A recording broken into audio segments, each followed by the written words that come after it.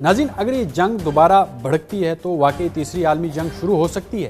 ये जंग अब सिर्फ एक इलाकाई तसादम नहीं रही, बल्कि आहिस्ता आहिस्ता एक ऐसे पेचीदा जाल में बदल चुकी है जहां हर कदम पूरी दुनिया को हिला कर रख सकते हैं। असल खतरा ये नहीं है कि जंग हो रही, बल्कि ये कि इस जंग की हदूद ख़त्म हो रही है। यानी कि जब हद ख़त्म हो जाती है किसी चीज़ की तो फिर उसके जो नताइज हैं वो बड़े ख़तरनाक होते हैं। मैं इरफान रैना और आप देख रहे हैं न्यूज़ 18 का डिजिटल प्लेटफॉर्म।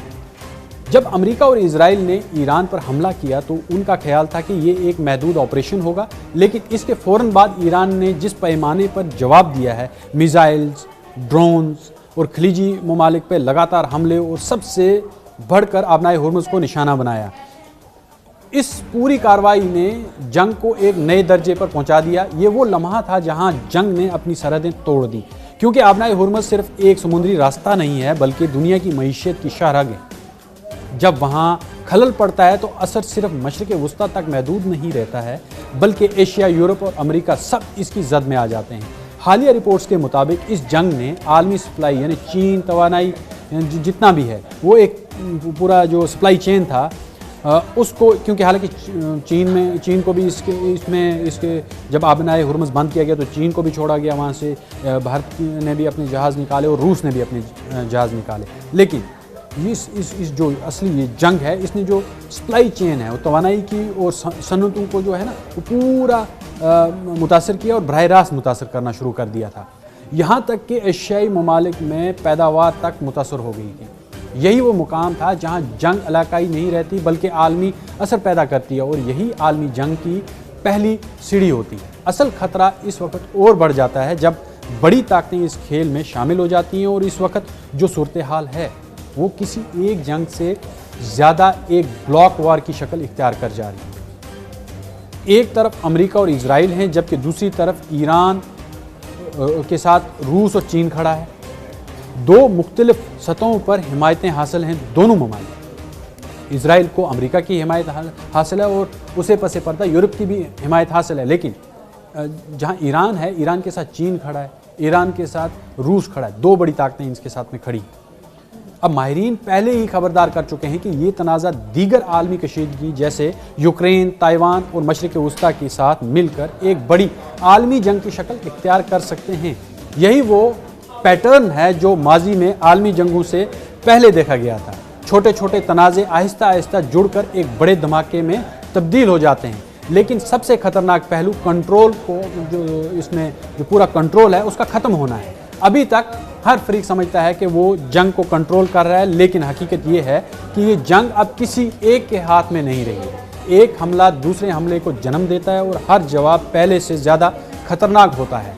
इसको माहिरीन एस्केलेशन कहते हैं, एक ऐसा सिलसिला जिसमें वापसी मुश्किल हो जाती है। दिलचस्प बात यह है कि खुद इजराइल के अंदर भी ये यकीन नहीं है कि ये जंग ईरान की हुकूमत को गिरा सकेगी, जिसका मतलब ये है कि जंग लंबी हो सकती है और गैर यकीनी सूरत हाल बरकरार रहेगी। जब जंग लंबी हो जाए, गैर यकीनी सूरत हाल पैदा हो जाती है तो ममालिक इसमें शामिल हो जाते हैं। तो यही वो हालात हैं जहां आलमी जंग जन्म लेती है।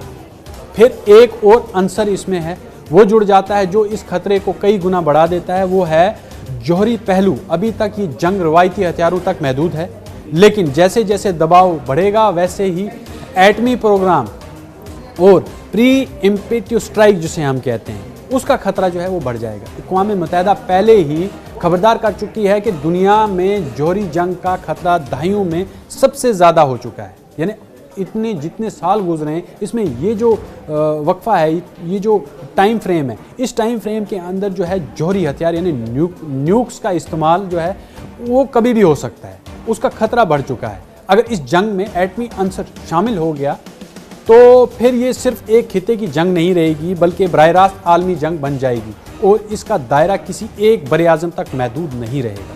माशी सतह पर भी सूरत हाल खतरनाक है। IMF और दीगर अदारे खबरदार कर चुके हैं कि ये जंग आलमी मईशत को मुस्तहकम कर रही है, महंगाई बढ़ रही है और माली निज़ाम जो पूरा है वो पूरा धर्म बरम हो गया है। तारीख़ में हमें ये पता चलता है कि आलमी जंगें सिर्फ फौजी नहीं होती, वो माशी बहरान से भी जन्म लेती हैं। जब मईशत हिलती है, सियासत बिगड़ती है और ताकतें आमने सामने आ जाती हैं तो जंग नागुज़ीर हो जाती है। अब अगर सीधा जवाब दिया जाए तो हकीकत यही है कि ये जंग अभी तीसरी आलमी जंग नहीं बनी, लेकिन इसके तमाम जो अनासर हैं वो मौजूद हैं। ये एक ऐसी जो प्री स्टेज हम कहेंगे कि उसमें ये दाखिल हो चुकी है जहां से या तो सफारतकारी इसे रोक सकती है या एक गलत कदम इसे आलमी तबाही में बदल सकती है। मेरा वाज़ह तज़िया यही कहता है कि ये जंग ख़त्म नहीं हुई बल्कि एक ख़तरनाक खामोश मरहले में दाखिल हो चुकी है। अगर ये दोबारा भड़की तो ये सिर्फ ईरान और इजराइल तक महदूद नहीं रहेगी बल्कि दुनिया के बड़े ताकतवर ममालिक को बराह रास्त आमने सामने लाकर खड़ा कर देगी। और तारीख का सबसे ख़तरनाक सबक यही है, आलमी जंगें अचानक शुरू नहीं होती, वो आहिस्ता आहिस्ता बनती हैं और फिर अपने भयानक शक्ल जो है वो इख्तियार कर लेती हैं। और यही हाल इस वक्त मिडल ईस्ट के अंदर, मशरक़ वस्ता के अंदर है कि ये जो तीसरी आलमी जंग है इसकी चिंगारी जो है वो भड़क चुकी है। अब ये 12 दिन का सीज़ फायर है, ये तय करेगा क्या ये मुकम्मल जंगबंदी की तरफ जाएगा या फिर ये तीसरी आलमी जंग इख्तियार हो जाएगी, क्योंकि अमेरिका रीलोड होगा, इजराइल रीलोड होगा और ईरान भी अपनी पूरी तैयारी इसमें कर लेगा। अगर फिर से हमला होता है तो उसके बाद हालात बद से बदतर होते नजर आ रहे हैं। ये है न्यूज़ 18 नेटवर्क और आप देख रहे हैं न्यूज़ 18 उर्दू। हमारी पहुंच, आपकी ताकत।